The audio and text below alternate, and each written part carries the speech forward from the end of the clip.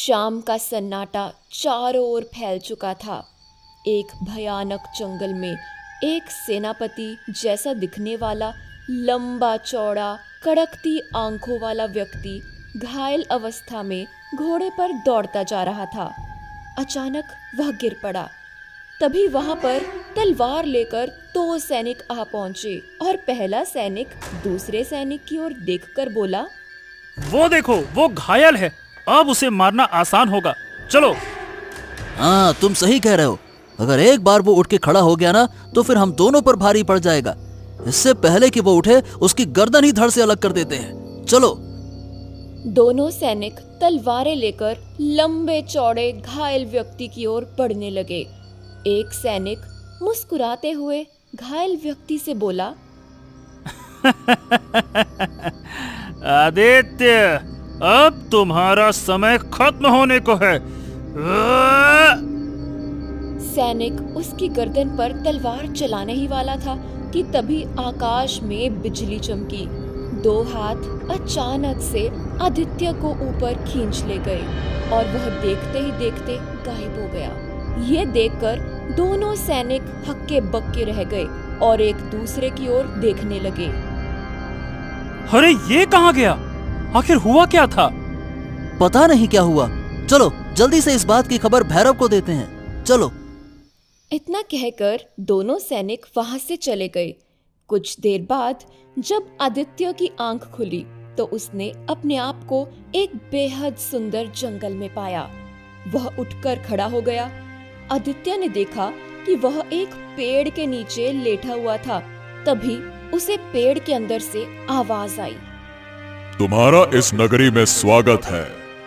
इतना बोलते ही रंग बिरंगी किरणों से वहां पर एक सुंदर सोने की सड़क बन गई। इस सड़क से होते हुए तुम इस जंगल के पार जा सकते हो। तुम सुरक्षित हो।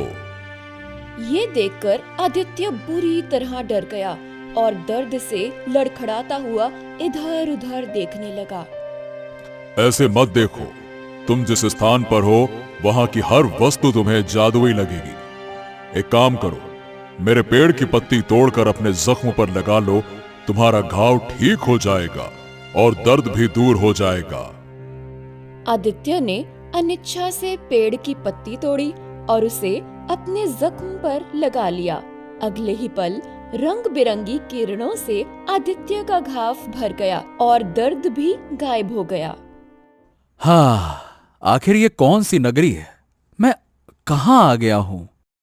इतना कहते ही आदित्य ने सोने की सड़क पर कदम रख दिया और अगले ही पल खुद को एक विशाल महल की छत पर पाया। चारों तरफ सुंदर सुंदर मकान थे और सभी घर सोने के बने हुए दिख रहे थे। दूर एक नदी भी चमकती हुई दिखाई दी जो सोने की लग रही थी। तभी आदित्य के कंधे पर पीछे से किसी ने हाथ रखा। आदित्य पलटा तो उसके सामने एक सुंदर स्त्री खड़ी थी। मैंने तुम्हें समय पर बचा लिया, नहीं तो कुछ देर पहले तुम्हारा अंतिम दिन होता। तुम कौन हो और मैं यहाँ कैसे आया? और ये कौन सा स्थान है? तुम एक वीर पुरुष हो और तुमने जिस लड़की से प्रेम किया है वह कोई साधारण लड़की नहीं है। क्या मतलब? जिस लड़की की जान बचाने के लिए तुमने अपनी जान दांव पर लगा दी, उसी के कारण तुम अब तक जीवित हो। तुम कहीं और नहीं आदित्य, बल्कि तारों की दुनिया में हो। ये सुनकर आदित्य बुरी तरह चौंक गया।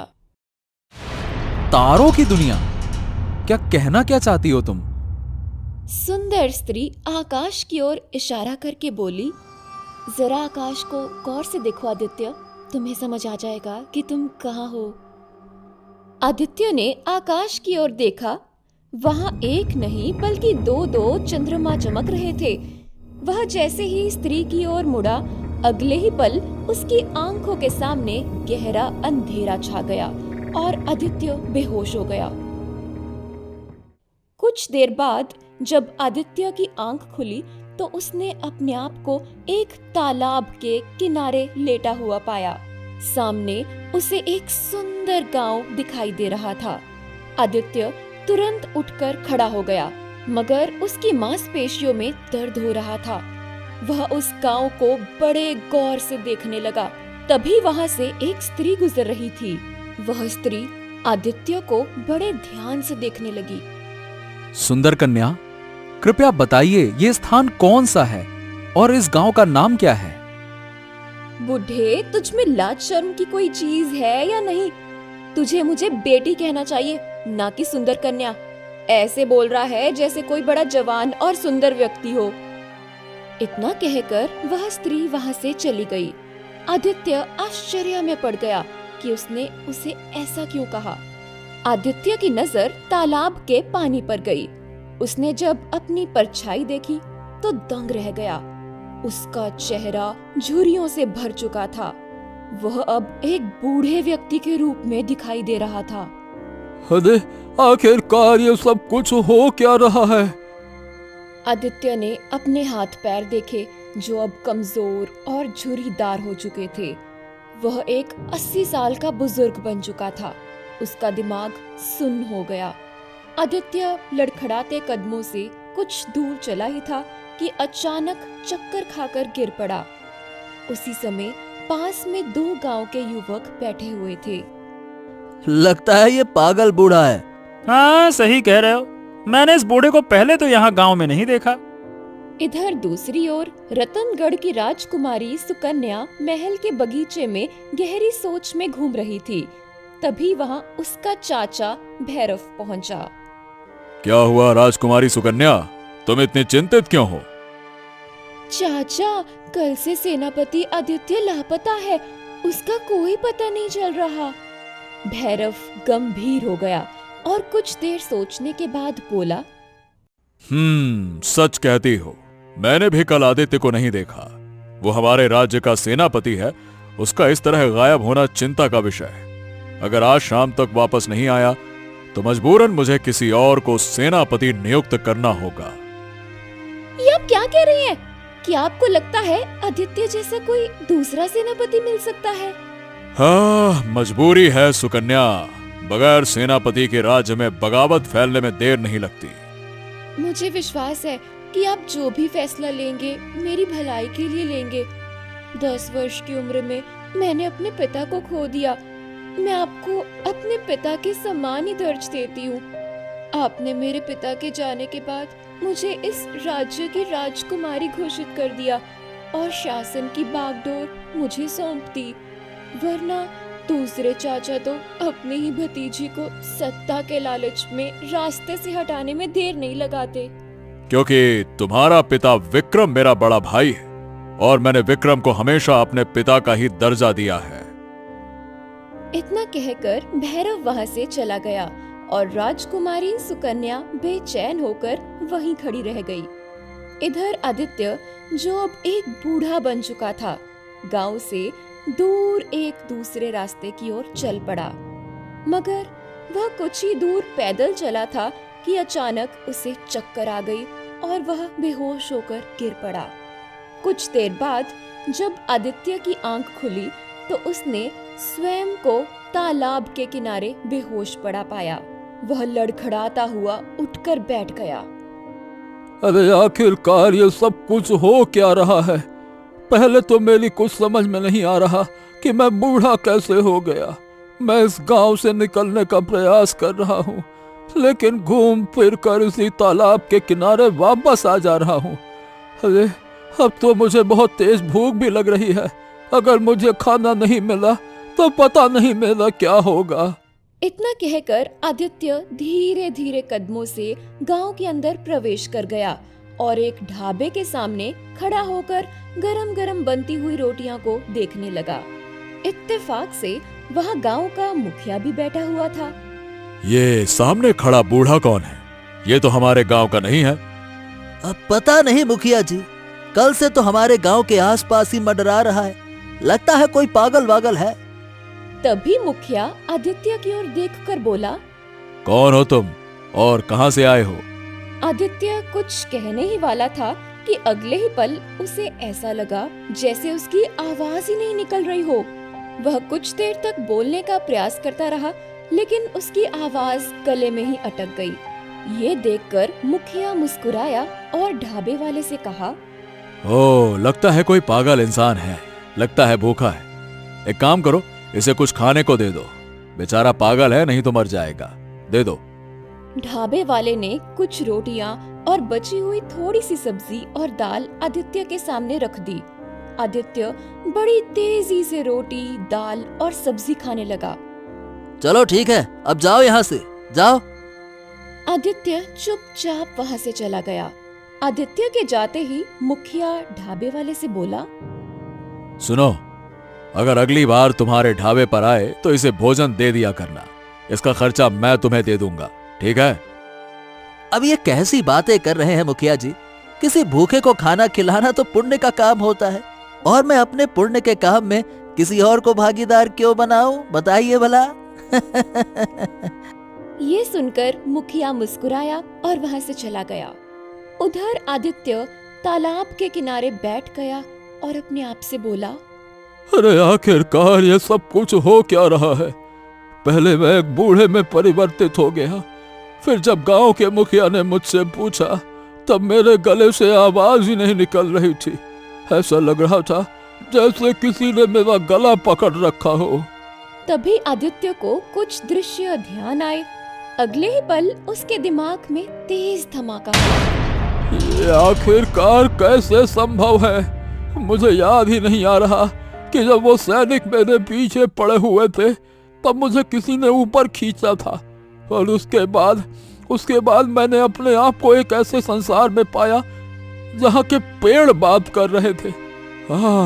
अब मुझे याद आ रहा है, मैंने स्वयं को एक महल की छत पे खड़े हुए पाया था, और मेरे सामने एक बड़ी सुंदर स्त्री खड़ी थी जिसने मुझे कहा था कि मैं तारों की दुनिया में खड़ा हूँ। इसका मतलब मेरे साथ जो कुछ भी हो रहा है उसका संबंध कहीं न कहीं तारों की दुनिया के साथ है। इधर रात के समय भैरव महल से निकलकर घोड़े पर सवार हो गया। घोड़े का रुख उसने सीधे जंगल की दिशा में कर दिया। कुछ देर बाद भैरव एक गुफा के बाहर खड़ा था। आसपास विचित्र सन्नाटा था। भैरव घोड़े से उतरकर गुफा के भीतर प्रवेश कर गया। अंदर मशाले जल रही थी और एक व्यक्ति गुफा के भीतर लेटा हुआ आराम कर रहा था। अचानक वह व्यक्ति उठकर खड़ा हो गया और भैरव की ओर देखकर बोला, क्या हुआ? आदित्य का काम तमाम हुआ कि नहीं? मैंने सैनिकों को उसके पीछे लगा दिया था, वो सैनिक कुछ ही देर में यहाँ आ जाएंगे। तभी वहाँ 2 सैनिक पहुँचे। ये वही सैनिक थे जो आदित्य को मारने का प्रयास कर रहे थे। भैरव ने सैनिकों के लटके हुए चेहरे देखकर कहा, क्या हुआ? तुम दोनों का चेहरा ऐसा लटका क्यों है? और तुम तो 5 सैनिक थे, 3 कहाँ हैं? महाराज, आदित्य ने 3 सैनिकों को बड़ी फुर्ती से हमारी आंखों के सामने मार डाला, लेकिन हमने बड़ी चालाकी से उसे बुरी तरह से घायल कर दिया और फिर भी वो हमारी पहुंच से दूर भागने लगा। हम भी उसके पीछे दौड़े और एक स्थान पर आदित्य गिर पड़ा। हम दोनों तलवार निकालकर उसकी गर्दन काटने ही वाले थे कि तभी अचानक से आकाश में से बिजली चमकी और 2 हाथ न जाने कहां से प्रकट हो गए और आदित्य को ऊपर खींच ले गए। ये सुनकर भैरव चौंक गया। ऊपर खींच ले गए? क्या मतलब है तुम्हारा? मतलब कि जैसे ही उन दोनों ने उसे ऊपर खींचा, अगले ही पल आदित्य वहां से गायब हो गया। ये सुनकर भैरव बुरी तरह से चौंक गया। गुफा में मौजूद व्यक्ति भी बुरी तरह चौंक गया। देखते क्या हो, इन दोनों सैनिकों को खत्म कर दो। आदेश पाते ही भैरव ने अपनी तलवार निकाली और दोनों सैनिकों पर वार कर दिया। दोनों सैनिक चीख मारते हुए वहीं ढेर हो गए। अरे आखिर मुझे कब तक निर्दोष सैनिकों की हत्या करनी पड़ेगी बड़े भाई? एक तो आपने अपनी ही पुत्री के सामने अपनी मौत का नाटक किया और तब से खुद को गुफा में बंद कर रखा है। आखिर आपको अपने मकसद में कामयाबी कब मिलेगी? गुफा का व्यक्ति, जो कि राजा विक्रम था, रहस्यमयी अंदाज में मुस्कुराते हुए बोला, तुम मेरे छोटे भाई हो भैरव, लेकिन तुम्हें अभी भी अकल नहीं आई है। तुम्हें क्या लगता है कि राजकुमारी सुकन्या मेरी सगी पुत्री है? भैरव ये सुनकर चौंक गया और बोला, क्या क्या मतलब है आपका? बरसों पहले जब मैं जंगलों में भटक रहा था, तब एक तांत्रिक ने मुझे एक प्राचीन किताब दी थी। उस किताब में तारों की दुनिया के बारे में वर्णन था। उसमें एक सिद्धि का जिक्र था। अगर मैं अपनी ही पत्नी की बलि देकर एक खास राक्षस की पूजा करूं, तो तारों की दुनिया की एक राजकुमारी पृथ्वी लोक पर प्रकट हो जाएगी। जब वो राजकुमारी 20 वर्ष की हो जाएगी, तब एक विचित्र अमावस्या की रात को उसकी बलि देने पर बलिदान कर्ता को असीम शक्ति की प्राप्ति होगी। वो शक्ति उसे तारों की दुनिया और पृथ्वी दोनों का स्वामी बना देगी। भैरव गहरे सदमे में था। वह धीरे से बोला, क्या आप बात कर रहे हैं? तो इसका मतलब राजकुमारी सुकन्या आपकी सगी पुत्री नहीं है? नहीं, सुकन्या तो तारों की दुनिया की राजकुमारी है। मैंने उसे पाने के लिए अपनी पत्नी की बलि दी थी। भैरव अब भी अविश्वास में था। उसने कहा, अगर आपने मुझे पहले बता दिया होता तो मैं आदित्य को कभी भी सेनापति नियुक्त नहीं करता। लेकिन मुझे लगता है कि आपने आदित्य को मरवाने में जल्दबाजी कर दी। आदित्य सुकन्या से केवल प्रेम करता था। उसकी हत्या बाद में भी करवाई जा सकती थी। विक्रम भड़क गया और गरजते हुए बोला, बकवास मत करो भैरव। मुश्किल ये नहीं थी कि आदित्य सुकन्या से प्रेम करने लगा था। सबसे बड़ी मुश्किल ये थी कि सुकन्या भी आदित्य से प्रेम करने लगी थी। और तुम्हें समझना चाहिए, सुकन्या कोई साधारण लड़की नहीं है। वो राजकुमारी है, राजकुमारी जिसे मैंने वर्षों की तपस्या और बलिदान के बाद प्राप्त किया था। और अगर सुकन्या का दिल पृथ्वी के किसी साधारण मानव के साथ बंध जाता, तो मेरी वर्षों की साधना व्यर्थ हो जाती। इसीलिए आदित्य को हर हाल में खत्म करना जरूरी था। ओह, अब आगे क्या करना है? 2 दिन के बाद विचित्र चंद्रमा की अमावस्या की रात है। उस दिन तारों की दुनिया और पृथ्वी ग्रह बहुत नजदीक होते हैं। हमें इसी दिन राजकुमारी सुकन्या की इसी गुफा में बलि देनी होगी। और जैसे ही बलि दी जाएगी, इस गुफा की जमीन फट जाएगी और यहाँ से तारों की दुनिया का अदृश्य द्वार बनेगा। तब मेरे अंदर असीम शक्ति आ जाएगी। मुझे किसी भी कीमत पर सुकन्या को 2 दिन बाद लाना है यहाँ पर, समझ गए? भैरव ये सुनकर वहां से चला गया। इधर आदित्य, जो अब बूढ़ा हो चुका था, निराश होकर तालाब के किनारे बैठा था। अचानक आकाश में बिजली चमकी और बूढ़ा आदित्य उसमें नहा गया। अगले ही पल आदित्य ने खुद को एक महल के अंदर पाया, जहां सामने वही सुंदर स्त्री बैठी थी। मैं तारों की दुनिया की रानी हूँ। तुम्हें बूढ़ा करने का मेरा एक मकसद था। तारों की दुनिया पर कोई भी मानव कुछ समय से ज्यादा नहीं रह सकता। केवल वही मानव रह सकता है जिसके अंदर असीम शक्तियाँ हो। इसलिए तुम्हें पृथ्वीलोक वापस भेजना पड़ा। अगर तुम्हें तुम्हारे शरीर सहित भेजती तो तुम मारे जाते। लेकिन मुझे खतरा किससे है? मेरे ही सैनिक मुझ पर क्यों टूट पड़े? क्योंकि किसी का आदेश है कि तुम्हें राजकुमारी सुकन्या के रास्ते से हटा दिया जाए। 2 दिन बाद सुकन्या की बलि दे दी जाएगी। ये क्या कह रही हो तुम? राजकुमारी सुकन्या का पिता अब भी जीवित है। लेकिन वो तो 10 वर्ष पहले ही मर चुका है। नहीं, उसने अपनी मौत का नाटक किया था। सुकन्या उसकी सगी पुत्री नहीं है। उसने अपनी पत्नी की बलि देकर सुकन्या को प्राप्त किया था। सुकन्या मेरी पुत्री है। मेरा फर्ज है कि मैं उसे उसके लोक यानी तारों की दुनिया में वापस लाऊं। ये काम सिर्फ तुम कर सकते हो, क्योंकि तुम सुकन्या से प्रेम करते हो और सुकन्या भी तुमसे प्रेम करती है। लेकिन इसके लिए तुम्हें भैरव और विक्रम को मारना पड़ेगा। हाँ, ठीक है। तो फिर मुझे मेरे असली रूप में ले आओ। नहीं, तुम्हें इसी बूढ़े रूप में ये कार्य करना होगा। तुम्हारे प्रेम की शक्ति ही असली परीक्षा है। यदि तुम ये परीक्षा पास कर लेते हो तो ही सुकन्या के असली हकदार बनोगे। रानी के इतना कहते ही आदित्य की आंखों में अंधेरा छा गया और वह बेहोश हो गया।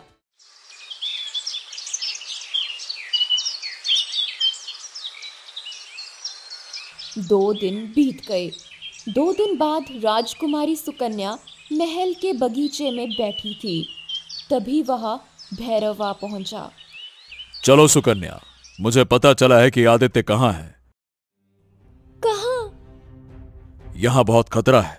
आदित्य के दुश्मन हर जगह हैं। मुझे एक गुप्त सूचना मिली है और बगैर सवाल किए मेरे साथ चलो। चलो जल्दी करो। भैरव सुकन्या को अपनी बातों में उलझाकर गुफा की ओर ले गया।